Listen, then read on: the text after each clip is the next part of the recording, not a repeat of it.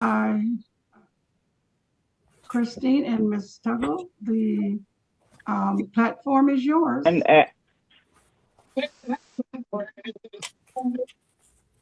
Good morning. Um, this is the good next morning. Entrepreneurship for Women. We have a printed program and we will follow that program. First, we have a welcome from President Shirley Jones from the Greater Memphis Area Club, following with a prayer. Miss Jenny Drake from the Vicksburg Club, and the pledge from Debbie Wilson from Greater Memphis Area Club. President Jones. Well, good morning, everyone. Good morning. Okay, on behalf of our clubs, our Broward Network, our Metro Atlanta, Vicksburg, Jasper, and the Greater Memphis Club, we are delighted to welcome you today to the program, which will focus on entrepreneurship. We are excited to gather today on individuals turning creativity, ideas into opportunities. Entrepreneurship is more than just starting a business, it's about vision, courage, and the willingness to grow. Today's program is designed to inspire us, inform us, and equip us to help us to make bigger and better and bolder decisions. And I thank you all for being here and your commitment to learning to grow together. So let's enjoy the program and make the most of the valuable experiences. Thank you. Good morning again, my sisters. Let us pray.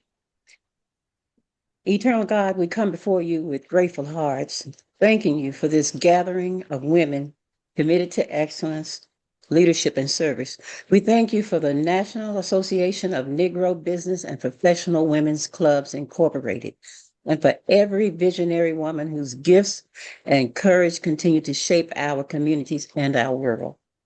Bless this program today, O Lord. Let it be a space of inspiration and clarity.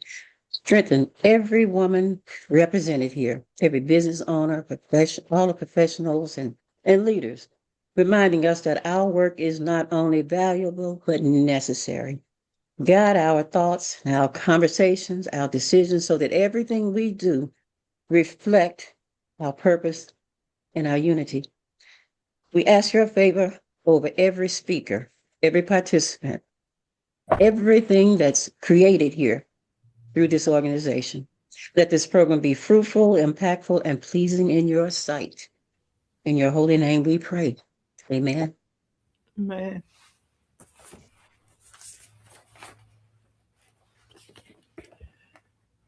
Miss Debbie Wilson, are you here, Miss Wilson?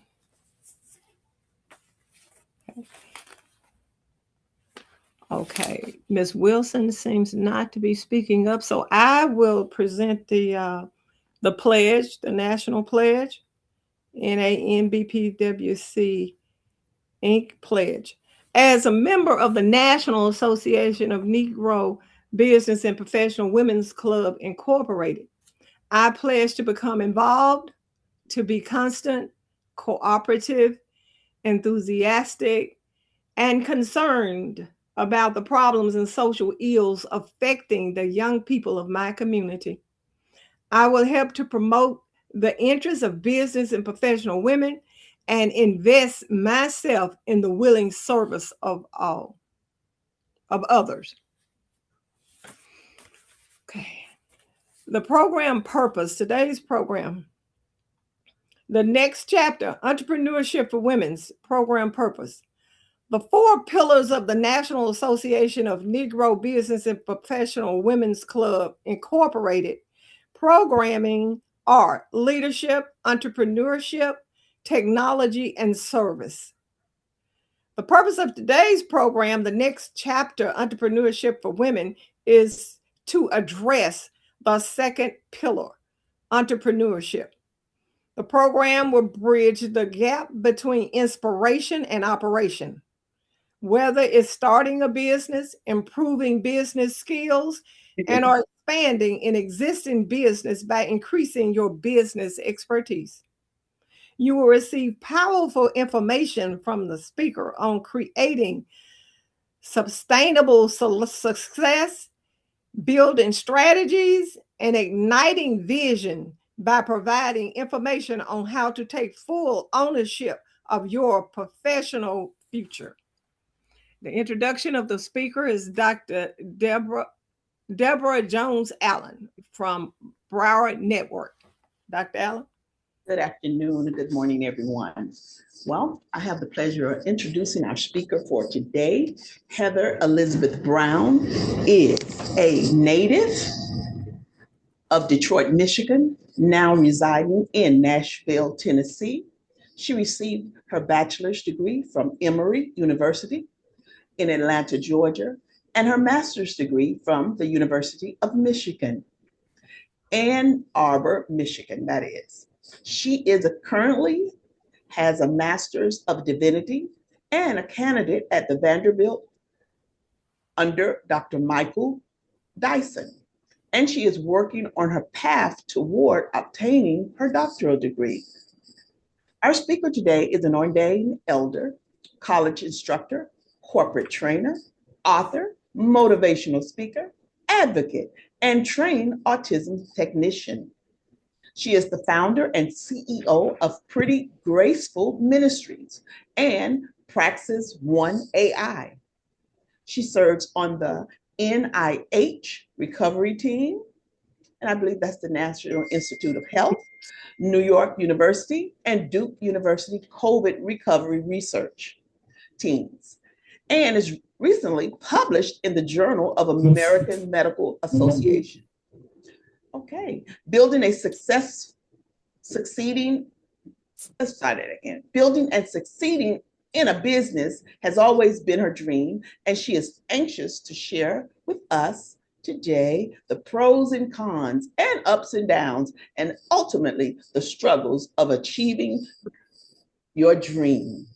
So today we would like to welcome Heather Elizabeth Brown and give her a warm welcome by putting those hand claps and thumbs up together on our screen. Wonderful. Thank you so much. Thank you so much. And greetings, good morning, and welcome everyone. I'm so excited to see all of you here today. I know it's early on Saturday morning, but it is the last day of Black History Month. And I think that this is apropos to go ahead and do this today with this beautiful room of Black women. So hello, my name is Heather Elizabeth Brown.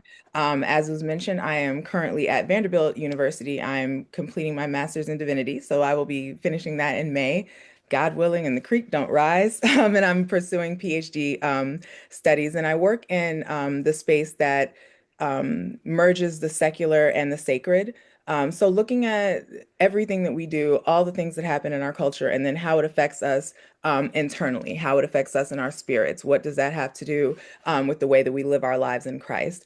So I'm really excited to be here and to share this with you. This is definitely something that's part of my passion projects. And I think that this is going to be really helpful. So we're just going to go ahead and dive in. I'm going to share my screen. I believe that I can do this in the way that I'm supposed to. So please bear with me while I do this as a background. There we go. Okay. So if you all see, does everyone see this, the whole program? Thumbs up or awesome. Okay. Yes. Yes. Wonderful. Thank you so much for that. So everyone, I am sharing with you, and we are talking about leveling up and using leverage. So using AI to elevate your business operations. And so I think that this is really important because we see AI, we see everything that's going on. There are so many different iterations, there are so many different ways that people are using it, but we really want to make sure that we are smart, that we are intentional, and that we are really focused in on what we're doing when we're using artificial intelligence in business and in life in general. So, first off, I just want to preface this by saying this is not going to be what you probably may have expected in some webinars or workshops or lessons as it pertains to AI. And I'm going to tell you why this makes this workshop just a little bit different. We all have new tools, right? We're all looking at the landscape of technology and AI and just seeing the way that it's really, really exploding and people are using it for everything, okay? And that's something that we want. Technology is there so we can grow, so we can build. Technology is there so we can continue to advance. However, there are very important points that we need to make sure we keep in mind when we're using these new tools. So before we even start talking about AI, if I can look in the chat, or you can post in the chat or raise your hand or do a emoji, but if you've used AI in the last 7 days, and let me see if you've used it, if you know that you were using it. So anybody, if you think maybe, maybe not. Okay, so I see some people are saying yes, some people are saying no. And let me just tell you, if you have used your computer, if you have used anything technologically related in the past like 7 days, you have definitely used AI. And that is the conversation we're having today because it's not that it's coming, it's already here. And actually, people have been using AI, and AI has been utilized in a lot of different ways for years before it started exploding, and people were using it for personal business use. So that's really important to understand because AI has already been making systems, making structures, doing the processes that make decisions about your business loan, about credit, about your health, about your visibility digitally and also in the world. So AI is really something that is going to continue to create a digital divide. And what we want to make sure is that our community is on the right side of that divide, right? We want to make sure that we always are in the room and that we're up to date on this because it is so important. So this is what you're going to walk away with today. First, knowledge. So we're going to talk about what AI actually is. We say AI, artificial intelligence, but a lot of times we don't have a solid foundation about what that actually means and what that looks like practically. We're also going to talk about how it already lives inside of the business ecosystem that you have and how it can live in a more effective and efficient way.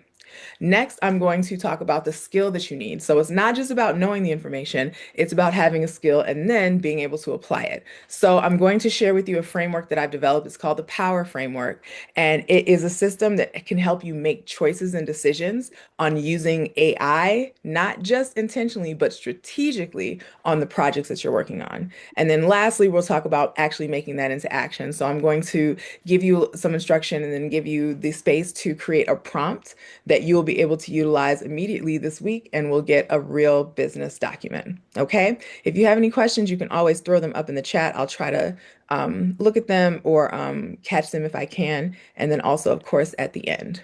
So, as a short introduction, as we jump in again, my name is Heather Elizabeth Brown. And the quote I have on here is, I didn't come to this as a tech enthusiast. I came as someone who nearly became a data point, which is very true. Sidebar, I am also a tech enthusiast. I love technology and I love innovation and I love how everything is going. However, my purpose here and the reason that I've started into advocacy, health advocacy, digital health equity is because of my experience. And I won't get too much into it, but a lot of people know that I had a very serious bout with COVID that resulted in me being in a coma and on a ventilator for 31 days. So I have emerged from that as a patient representative and advocate for health equity and digital health equity. And it's kind of really informed a lot of the work that I do. So as I mentioned, MDiv at Vanderbilt Divinity, also have my bachelor's from Emory University, my first master's from the University of Michigan. And all of those degrees have something that have to do with women, being Black women, and the way that we show up and experience the world. I'm a patient representative with the National Institutes of Health Recover Initiative, which is a huge program on long COVID. I've co-authored two academic papers that are in the Journal of American Medicine, Pediatrics, as well as Elsevier, which are two of the largest medical journals that are out right now. I speak about algorithmic bias and health equity.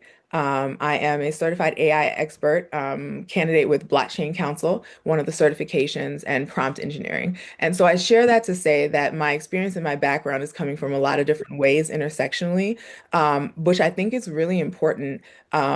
Just as a sidebar, as you continue to learn more about technology, as you continue to learn more about AI, making sure that the people who are giving you instructions are those that are certified and educated and experienced enough to share their experience with you. Not invalidating anybody, but I am saying there's a difference between a program and YouTube University. And lastly, I am the current Miss Black Nashville USA 2026, also an ordained Pentecostal minister and elder. So as we move into this, first, I would like to just set the foundation. Okay, so talking about what AI is and how it's already working in the background of the work that most of us are doing. So first, what is AI? The plain truth. The definition that I'm going to use and that most people is very broad. Most people use this broad, just computer systems that are designed to perform tasks that normally require human level thinking. That includes reading, understanding language and syntax, recognizing patterns, generating text, and making predictions. So the most important thing to realize, excuse me while I get this water. The most important thing to realize is that AI is not magic, right? It's not sentient. It's not its own thinking entity that does this just inherently. But also, AI is not neutral. This quote analogy that I found is AI is like a brilliant intern who has read everything on the internet and nothing else. So she knows a lot, but she has gaps and you have to manage her. So think about it like this, just like an intern or a kid who has all this knowledge base, everything, but you have to help them decide what actually is the important part of the knowledge to maintain and also direct them on how to use it in the best way. So I think the first thing that we would need to discuss is kind of the difference between some of the words and some of the phrases that we use. So if you could put a thumbs up or a hand in the chat if you, in general, have used GPTs. So Claude, Chat GPT, Gemini. Let me see if there have been people who have been using that. hmm Absolutely. So we've all used them. And I think especially as you continue to hear these words, we're like, oh, I want to go ChatGPT, Gemini, Microsoft Copilot, Claude, Gronk. I mean, there are hundreds, literally hundreds and hundreds of them to choose from. We only hear about these top ones that most people use, but there are a lot. And so, first of all, I want you to take a moment and look at this slide, and let's talk about the difference between these words and these phrases that we're using. First, we have LLMs, which are large language models. Okay. So this is the engine. This is like the thing that makes the car go, right? So on the Ford, this is the Ford engine. It's the technology that the GPT actually uses. And so what that is it basically scrubs the internet. Okay. So it literally takes all of the information that it can find on the internet and it pulls it into the conversation and into its knowledge base in order to make decisions. Okay. Next, we have GPTs, which are generative pre-trained transformers. And so basically, this is the design. So if the LLM is the engine that makes the car run, the GPT is whether or not it's a minivan or a Mustang. Okay. It's a specific type of architecture. Okay. So it's not necessarily just Chat GPT or, Gemini in terms of the name, but it's actually the product that it is. So for example, Chat GPT is a product of an overall umbrella company called OpenAI. Okay. The GPT, which is generative, is just the way that they built this specific product. So for example, Chat GPT is generative, but OpenAI has other products that are not ChatGPT that do similar things, but in a different way. So the only takeaway I need you all to keep with this is you don't need to understand how the microwave heats food. I love this, right? You need to know the settings, right? Just like you need to know the time, and you need to know what to do and what not to do, right? But we don't need to break down and take apart the intricate details of what makes a microwave work, unless you want to, which is fine. But in general, we just need to know the basic parts, all right? just like the car and the engine. You may not necessarily need to know how the engine's firing, but you do need to know how to drive the car. Okay, so let's stop here. AI is already all up in your business. Okay, AI is already everywhere. The fact is you don't see it does not mean it has not been working. So what we see on the left-hand side is what a lot of people usually see when we're talking about AI in a visible way. So people are using ChatGPT, people are using Microsoft Copilot, people are using Claude, all these different, Google Gemini. We see that. If you've ever used Canva, which does a lot of creative things, there are also AI features on that. A lot of you, even when you opened up the Zoom, there are now Zoom options for AI. It can record the movie. It can record the meeting. It can give you a transcript. It can give you a summary of the meeting, right? You can use Grammarly to help you write things. Google Workspace, which we use for my company to help you organize things. So there are a lot of ways that we already see artificial intelligence being visible. However, let's look at this right side. This is the point that I just want to take a moment and stop with. And as I'm sitting here in this room of Black women, I have to make sure I take a point, sisters, because it is so important that we have a solid understanding about what is going on in the background and how it is affecting our lives in major ways. It's not just finances, it's not just putting a business together. There are health implications, there are lifestyle implications, there are educational implications to what's going on with artificial intelligence. Today, we're talking about business, but tomorrow we could be talking about credit score algorithms, right? And how credit score algorithms are created and built by people, but people have bias. Insurance underwriting, we've seen this for years, right? About insurance or about getting loans for housing. What does that look like? What are the programs and what is the algorithm? What's the artificial intelligence that's being used to make a decision about whether or not you can get a home loan or a business loan? Right? Social media content ranking. If you're running a business or you're doing something where you really need to be connected and communicating with people, those rankings matter. And that has to do with an algorithm. That has to do with artificial intelligence.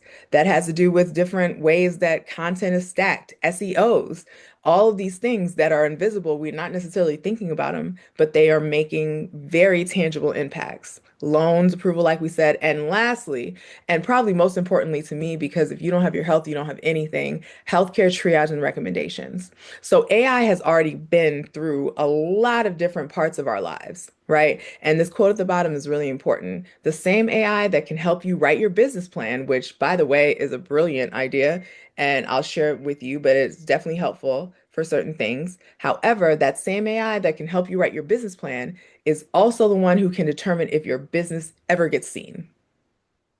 So let's think about that, right? As we move forward, the same thing, it's the same mechanism. So we have to be smart in how we use them.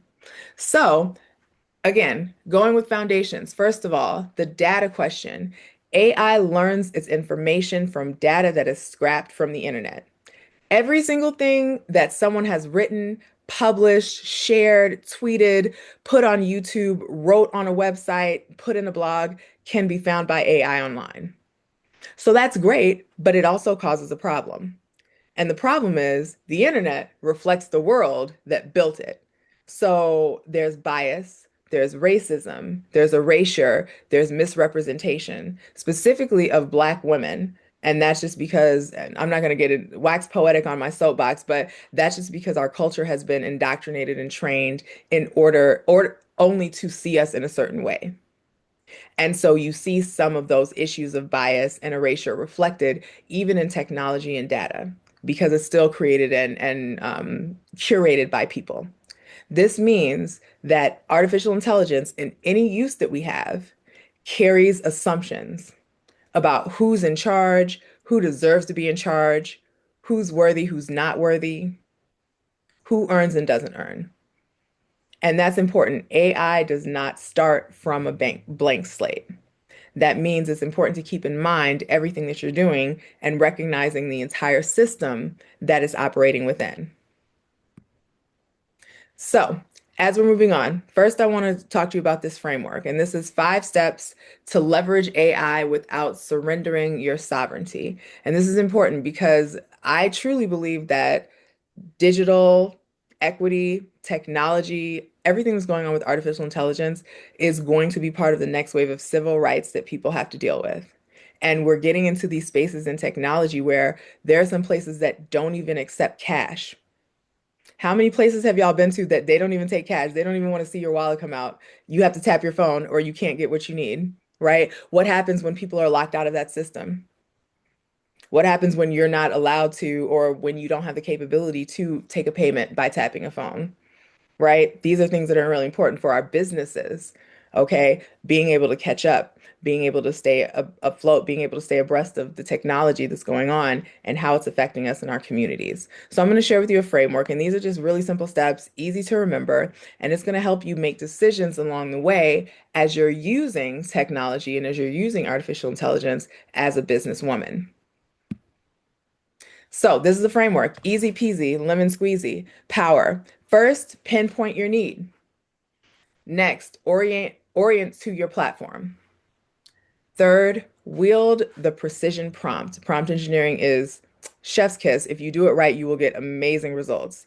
Next, execute, evaluate, and evolve. And lastly, record, archive, and own it.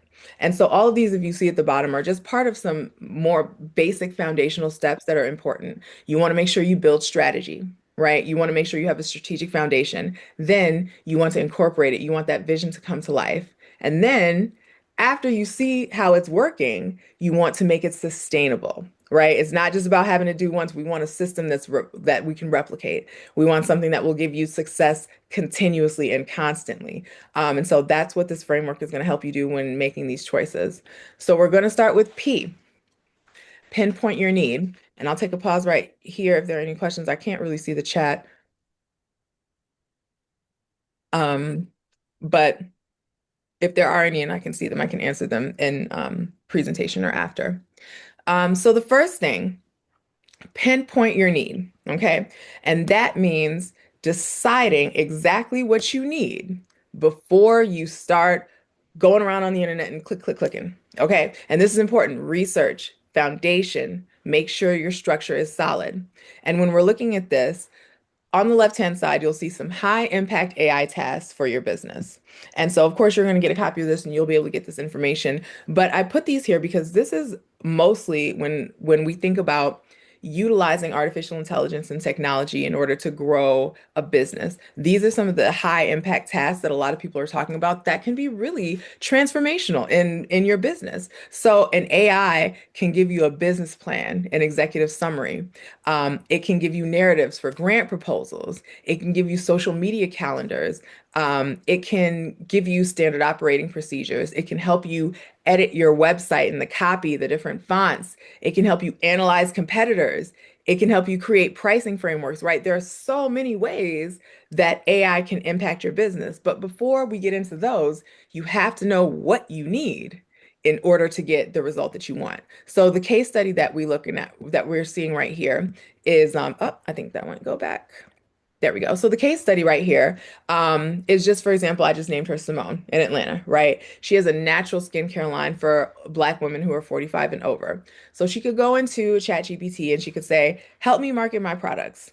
My name is Simone. I have a skincare line and I want to, grow my business, help me market. That's vague. It's not that it won't give you an output, but it's not going to give you something that is going to be really detailed and actionable. You have to be precise in asking. So for example, this ask is a 60-day launch email sequence, 3 emails, warm expert tone for sensitive skin, 45 and plus audience. Okay. So if she was going to go into the GPT, she may say, I am the owner of a natural skincare line for Black women ages 45 and over. I need a solid plan to market my products on a 60-day calendar. I need an email sequence organized. I need at least 3 different email templates that I can send out. I want the tone to be written in this warm expert tone. Make it entreatful, make it friendly. Here's an example of some wording that has been used that I really like. This audience again is for 45 inch and plus. Produce me a usable first draft. That is much more specific than help me market my products, right? And so that is important because the more precise you are with the information, the direction that you give to the GPT or in the AI program, then the more precise and exact your product and the result is going to be. So first, you have to make sure that you know what you need. Do you need the AI to help you make a pricing framework? Do you need the website to help you edit your website? Do you need a SWOT analysis where it looks at your business plan and finds the gaps? All of those are important. And those are things that you can request and ask for and incorporate. But first, you got to know what you need. Next is the O. You want to orient to your platform. So you have to choose the right tools for the right job. Just because you have a giant toolbox does not mean that you need to use the hammer and the saw and the screwdriver, right? And the backpick. You don't need to use all of those. It's great to know what they are, but you need to know what works for you. So here are the top four, I guess, GPT or large language models that most people are using when they're incorporating artificial intelligence into their daily life. So at the top, I put Claude because Claude is my jam. Okay, I love all these and use them for different things, but Claude is the one that I work with most, and that is because of just what's up here. It's best for complex writing, creating documents, catching up the nuances of instruction and reasoning. So if you put in a very detailed prompt with Claude, you will get a very detailed and comprehensive result. Because it's more programmed for complex thought processes. So for critical thinking and analysis, things of that nature. Now, if you go over to ChatGPT, which is under OpenAI, and again, showing you Claude, GPT, Gemini, and Copilot, again, are examples of large language models. But as you see, Claude is with Anthropic, ChatGPT is with OpenAI, Google is with Gemini is with Google, and Copilot is with Microsoft. So those are the vehicles, right? Claude is the engine, Anthropic is the actual car. So for ChatGPT, it's also really helpful for general use, for general tasks. It's the most recognizable. There are a lot of different ways that you can use it. And one thing that's put here is it has a strong plug-in ecosystem. And so that means ChatGPT is really helpful because you can pull so many different other programs, right, and other softwares into the ChatGPT process. So you can connect ChatGPT to your Google Drive, or you can connect ChatGPT to a Canva account to make different products. So that's a really great resource as well in that area. There's also Google Gemini, which has the workspace. So that integrates those different uh, Google products like Documents, Google Sheets, Gmail, the Google Drive, all of those things in that suite under the Google Workspace integration. It makes it much easier and much smoother. So if you already are in the Google ecosystem, if you're already in Gmail, if you're already doing Google Docs, if you're already doing slides instead of PowerPoint or something like that, then Gemini is a really great way to keep everything cohesive and to keep everything together. And lastly, we have Microsoft Copilot, which works with Microsoft 365 users already embedded in the subscription that you have for Microsoft. So that's a plus. So all of these have free and paid tiers. Depending on how much you use it and the way in which you use it would determine whether or not it would be advisable to look at paid tiers. I think for most people, for a lot of their projects, the free tiers usually work to a certain point, but if you're doing really intense work, or if you're trying to generate something that's an exceptionally high level, for example, then it probably would behoove you to do a paid subscription just in terms of the bandwidth and the abilities within those. But of course, they all have free tiers, so that's a good point. Next, excuse me for a second. So the next is W, and that's wielding the precision prompt. And as I mentioned, prompts are so important. So important. Whatever information you put out is the information that you are going to get back in. So being able to have those professional prompts is really a skill. And as we continue to move forward, especially in this day and age, being able to put together and curate the exact prompt that you need in order to get the result is going to be essential, because it's going to save so much time, effort, going over things again and again. You'll be able to eliminate a lot of that. So here's a before and after of prompting. Before, very vague, write me a bio, right? Okay, I need a bio, so I'm going to this event, GPT, write me a bio knowing what you know about me. That's generic. It's forgettable. There's no tone.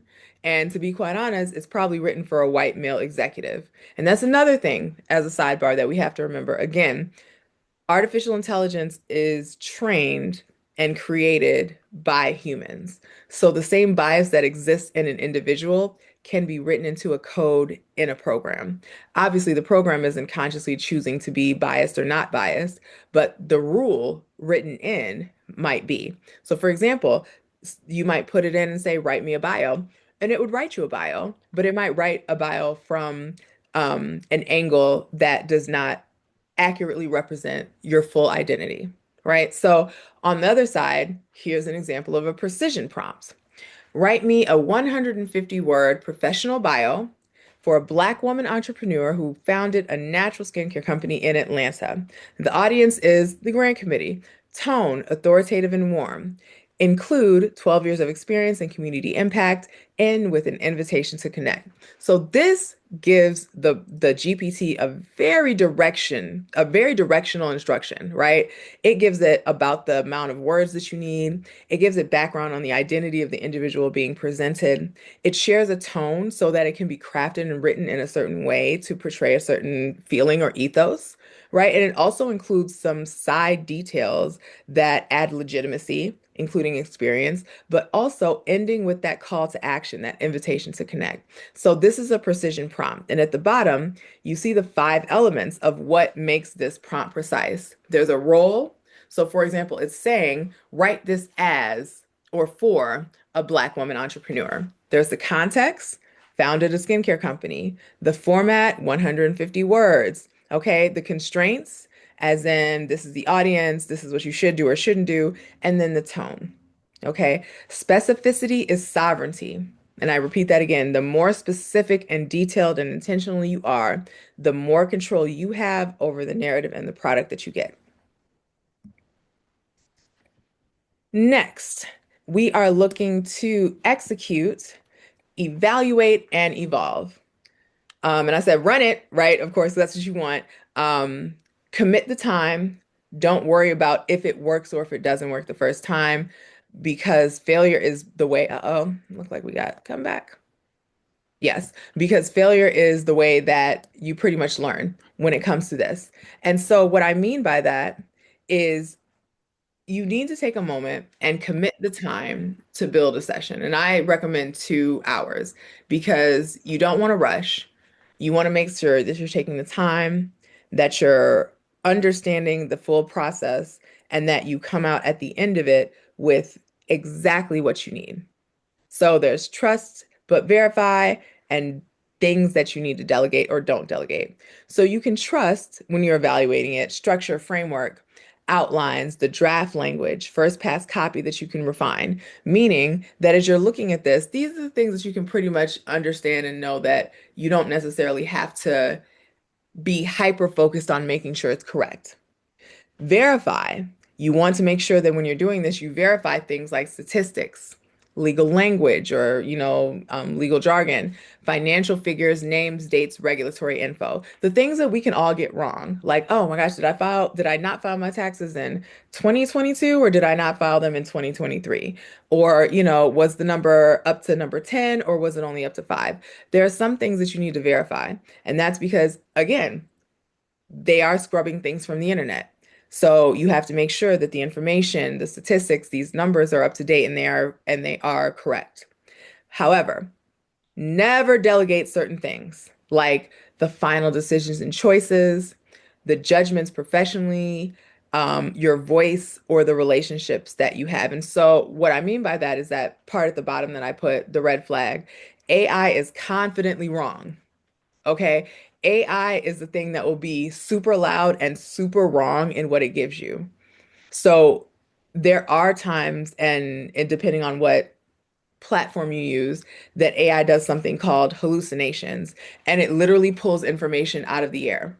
It's a combination of incorrect information it's gleaned from the internet and whatever its thought processes are. And it can literally give you a statistic or a piece of information that is completely incorrect. Okay. So that's important to note because again, this is just a model. being built and running a program. So you do still have to make sure that you are sitting in the seat of control and direction, and that the AI is assisting you, but is not actually doing it, or, like being the actual foundation for the thought. You're still the expert, and AI can still make mistakes, which is why it's important to not just execute, but then go back, evaluate, and make changes necessary in order to make it better.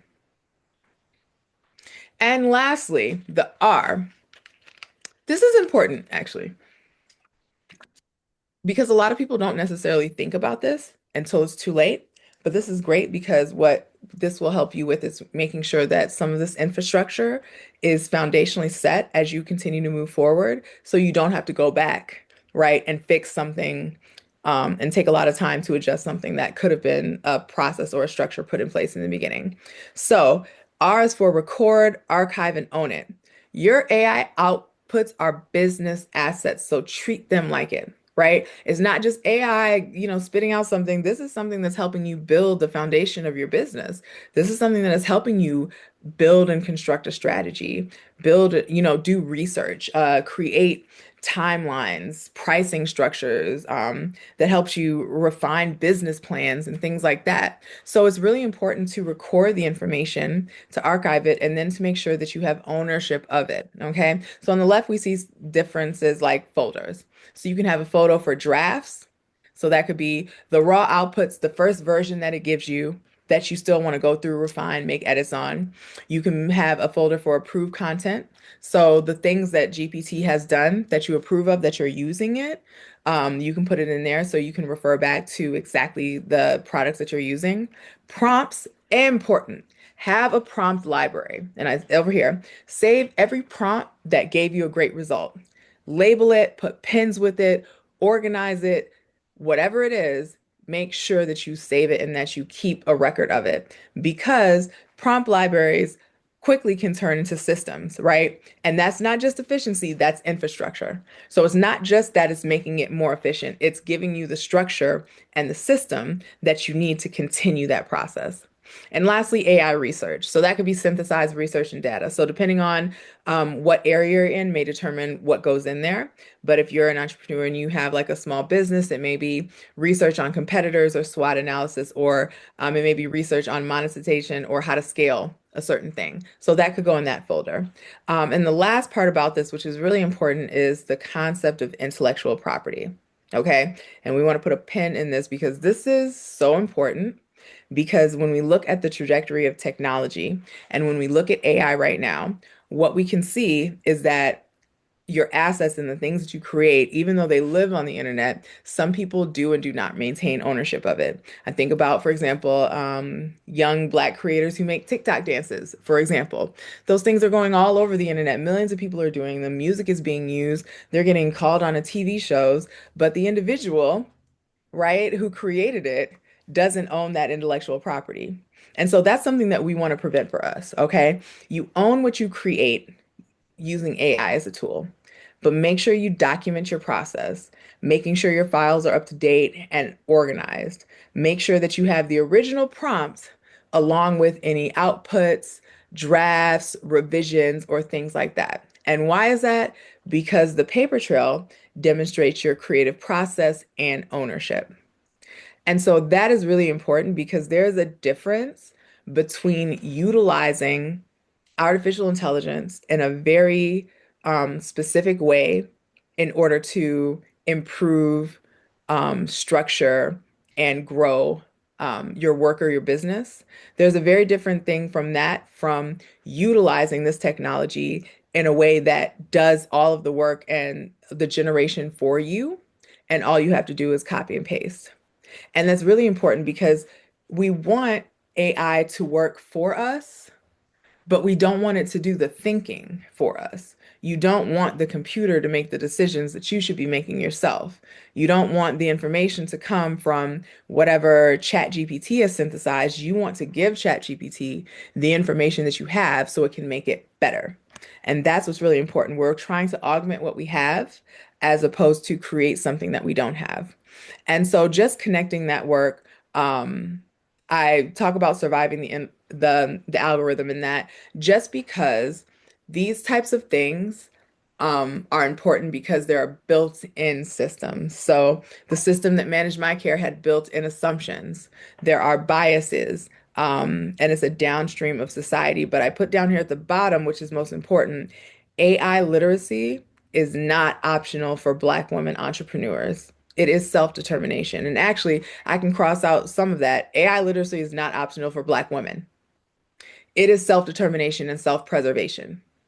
Okay, we're talking right now about business, but in general, it's important to be on top of these things. And we're the only ones, we're all we got. That's what I say, right? We're the ones who have to take the initiative, who have to be mindful about what this is doing and about where it's going for us and for our communities. So your next chapter starts right now. I know you're all excited. I just wanted to talk about synthesizing, archiving, and organizing. So here's a example of an assignment that you all may try. I hope that you do. And it just basically says open Claude AI, which again is my jam. That's the one that I use. And it's also very good because if you have not used it or tried it before, this is a great opportunity to start learning it and getting familiar with it. So this is a simple prompt. You're a professional copywriter. Write a 150-word bio for Heather Elizabeth Brown with Praxis One AI. The audience is the women in the National Association of Negro Business and Professional Women's Clubs Incorporated. The tone is going to be warm and inviting, but high-level professional. And make sure that you include information about my work with NIH Recover. Run it, refine once, okay, and then save that prompt. That is an assignment. It's really easy, right? It's really simple. It's something you can do in a couple minutes. But once you start the process, you're going to see all the different ways the doors can open for you in this way. Because the next chapter in technology and in our businesses and in our lives has already begun. The real question is, who has the pen and who's actually writing that story? Okay, so lastly, I want to leave you with a starter kit with some tools and resources again, and we will be sending out something after. I know that we had spoken about that. Claude, again, the free tier, ChatGPT, Gemini, Microsoft Copilot, and Canva. Okay, so these are all a starter kit for resources. These are the ones that people use the most frequently. These are the ones that are the most easy to understand, user-friendly, things that can kind of help you in this journey. I also included some readings, which is so important because it's not just the skills that we're learning, but we really need to learn the implications of this on our communities and, ourselves. So Weapons of Math Destruction by Kathy O'Neill, really interesting read. Race After Technology by Ruha Benjamin. I will put that as put a pin by it. Very important read just in general. And then learnprompting.org, which is a free website that can help you learn about different prompt engineering. And of course, there are also a lot of classes online on LinkedIn Learning, Coursera, other platforms that also will give you opportunities to learn. There's some information in the bottom, which we are going to send out. Of course, you can contact me. There's the website, email address. I'm on LinkedIn, also on Instagram, on all platforms. And there's a lot of work to be done here. However, I really think that there's a lot of conversation to be had. There are a lot of opportunities. And so I hope that you all will go with me on this journey and use this in the best way possible in order to elevate and really improve your business processes. So I am going to slow down and offer questions. And I did have on here just like a 15-minute dialogue with a couple questions if you don't have them, or if you're, kind of just trying to figure it out as we go forward. So I will turn this back over to um, the mom. I'm sorry, I don't know if whoever's directing, I'll turn that back over to you all for the question and answer period. Thank you, Miss Christine. Dr. Brown. Okay. Oh, thank you so much, Heather Elizabeth Brown. Thank you for the information. It was very eye-opening for me in sharing the power framework. And just I've been saying things like AI, what is it? And this has been very eye-opening for me. And thank you for the tools and resources. But we have now questions and comments from the attendees, if we have any. Would you please unmute yourself? Do you have contact information? That was great. Great presentation. Thank you. Yes. So I do have contact information. I know that they do send out information and replays. I believe that we will be sending that out. Also, if you see Miss Janet just put something in the course about digital sovereignty, a masterclass that I'm going to be offering. So we will be offering signups for that. However, the information, my website, contact information, email, phone number, we can provide all of that as well. I'll probably just send like a digital business card that can be sent out to everyone.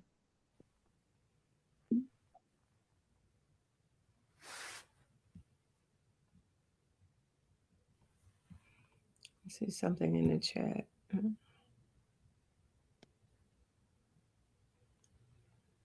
So I have a question. I am currently an author, but I would like to use AI, and I have someone assisting me with that, to like bring out some more creativity, as also in the new book. What is the copyright laws for that? Or are there laws regarding copyright infringement when using AI as an assistant to help you complete your works?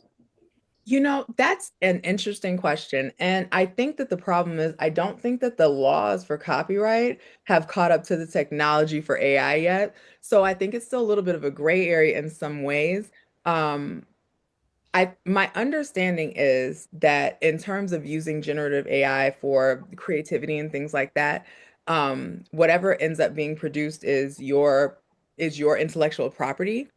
However, I think that in terms of utilizing it for idea generation and creativity, there are ways to structure it in order to make sure that the proprietary information, the basis of the knowledge is coming from you and not from the GPT. And so even, for example, this presentation that I did, I used AI to help me make it, right? But I didn't say, I just need this presentation. I said, this is it. These are the main points. This is my framework, right? This is the point that I want to accomplish with this presentation. So here's an outline of the main points. This is my framework. Organize this in the most effective way in order for this to be a helpful and efficient presentation to this community, right? These are the main points, and generate something that will give me a 15 slide presentation. This is around the time in order to make it work. You see? So it wasn't just like I said, hey, AI, I'm doing a presentation on X, Y, and Z, make me this presentation. It was, this is my information, this is my expertise, this is what I want to portray, this is what I'm putting in, make it better. And so I think that in terms of that, the laws around copyright and your own personal knowledge, I feel like protect you in that way. And just in general, also, ooh, by the way, I will say though, make sure of the type of GPT that you're using if you're doing this. For example, if you're using something that's through a university or your company, it's theirs, it's not yours. Okay, so that's really important. So for example, I'm a grad student at Vanderbilt, right? Vanderbilt has student GPTs, research GPTs that they have created that we can use. It's not a problem if I use those, but understand that if it generates something like an idea, technically it is intellectual property of Vanderbilt University because that was their GPT that they used, right? Now, if I do ChatGPT outside, it's mine. But if I use theirs in their structure, then the ownership is theirs. So that's important, a distinction to make. But in general, I think copywriting and your intellectual and your personal knowledge is protected. But that's actually a great question. I will definitely look into that and make sure I have a solid answer because, yeah, absolutely. I hope did that answer the question? It did, because I use AI to help create my curriculums, but I also make sure that I put in all the detail, all the specifics that I need in order for that particular course, in order to make sure that it enhances it, not just word for word. Okay. Absolutely. Absolutely. This is the Jan. I got a piggyback question to that.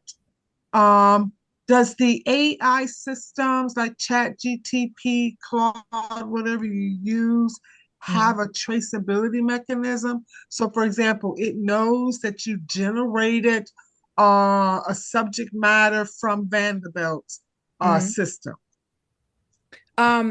Yes and no. And so usually if you put something in, it won't, GPTs necessarily can't tell, oh, this came from another GPT unless, you tell it. I think I'm answering the question right. So they usually can't tell. However, within the system, there are still different markers that kind of like can be recognized as saying that it came from a GPT. But in general, when you're using and when you're feeding these, the one thing to remember is that depending on the program you use will determine the type of memory it has and can recall from, right? So there are some GPTs that recall like if you have an account, they recall the conversation from the last time. And so they'll bring back up what you said or what you input. And there's some that you have to re-message it basically, or bring it back up or bring it back in context. And so that's really important distinction as well. Did that answer the question? Yes. Awesome. Thank you. So If you purchase your own plan, does that kind of help with the intellectual property? I believe that I don't know necessarily if the purchase part is part of it, but using it under like an account. So for example, you can use ChatGPT either free or paid, but either way, you can still log into a ChatGPT account, right? That is still your account, as opposed to just using it anonymously, I guess as it would be. And I think that that's the linchpin for that, in terms of intellectual property, knowing that everything you put, and that's another thing, all the information, actually, that's a pause. All the information that you put into these GPTs is information that is accessible to every other person who uses that GPT. Okay, that's important. It takes it from everything. So if you put personal information in there, somebody in Mexico using their GPT might pull from that personal information in what they're building or what they're turning around. And so that's a really important distinction, because just like the whole world is getting your information, you're getting the whole world's as well, if that makes sense. So in terms of protecting the structure of your intellectual property, the most important thing to remember is what the constraints are in the GPT that you're using. So you can say there are settings on GPT that tell it not to use your data for training, right? Very important, very simple. It's just very like you go to settings and it has a thing and it's toggled on automatically and you just turn it off. Don't use this data in the, for the trainings that the GPT is going through. And that will protect the personal information from being something that's part of the larger cloud that everyone can pull from and access. Ms. Tubbs, are we going to be cut off at 12 or do we have a little longer? Oh, you can have longer. Yeah, I think it's okay. Oh, good. Okay. Awesome. This is a very interesting jump for most of us who started business like our grandparent did. And everything was written down and we posted it on a board at the church and told people we had this for sale or whatever. So I guess launching a new business or trying to make a business we have go forward will have us jump, as I would put it, into the world of AI, which Heather so clearly said has already been here. It's not coming. So thank you, Heather. That was very informative. Thank you very much. Thank you all for having me. And any other questions, I'm happy to answer them. You can email or share. And I know that they're going to be sending out the follow-up information for this. So I'll make sure that everything is in there And I'm very thankful for this opportunity. Thank you all so much for having me. And I hope that I gave you some good tidbits and some good information that will be useful. You did for me. Thank you so much. Yeah. Thank you, thank you, thank you, thank you. Thank Do we you. have any more You comments or did questions? wonderful, wonderful. It was wonderful. Thank you. So glad it was helpful. Yes. If we do not have any more questions or comments, thank you again, young lady. Enjoyed it. Now we have remarks from Governor Nikki Baker. And after Governor Baker, we have closing remarks by Shirley Jones. And I would just like to offer thanks before they come for everyone. And this was a collaborative program. I chaired the program and I just said, sisters, I need help. And help just came from everywhere. I thank you all so much for helping to put this program together. And thank you again, Heather Elizabeth Brown. I just love saying your name. Wonderful. And special thanks to the technology people, Sharila Jones Tuggle, and to Jeanette Robinson from Jasper County for helping with the flyer. I appreciate you all. Governor Baker, are you there?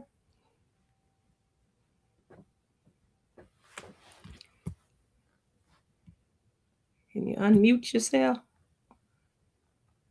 I know she is multitasking. I hope she was able to stay on. Okay. I know she had a funeral to go to yesterday. I don't know if she had one today. Okay, I see her picture.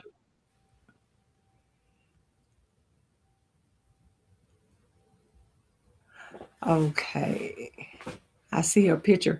Well, if Governor Baker is multitasking, we'd have closing remarks by our president, Shirley Jones from Greater Memphis Area Club. Yeah. Governor Baker may come on after that. I'm going to text her and let her know if she's going to. Yes, ma'am. President Jones? Oh, yes. That's okay. Well, I can just say, what a wonderful program. Thank you. And I want to say thank you to all of those who joined us today. And we hope that you will be leaving with a lot of fresh ideas to respark the entrepreneur's journey in AI. Yes, and again, I'm say thank you. And I want to say when we think about learning a program, we think about our dreams. You know, they start with steps, and every step takes us closer to success. And it's using AI. It's wonderful. So with that, I'm going to say you have a great day. And if the governors will speak, if the governor doesn't speak, I want you to have a good evening, and we want you back for our next program. Most definitely.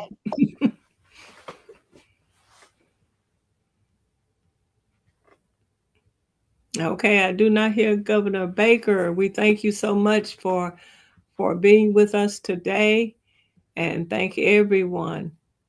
Okay, and you all have a great rest of your Saturday. And you all too. Be blessed. Thank you. Thank you all again. Thank you. Thank you, everyone. Thank you. Thank you. Bye-bye. Thank you. Have a wonderful weekend. Okay, Thanks. Okay.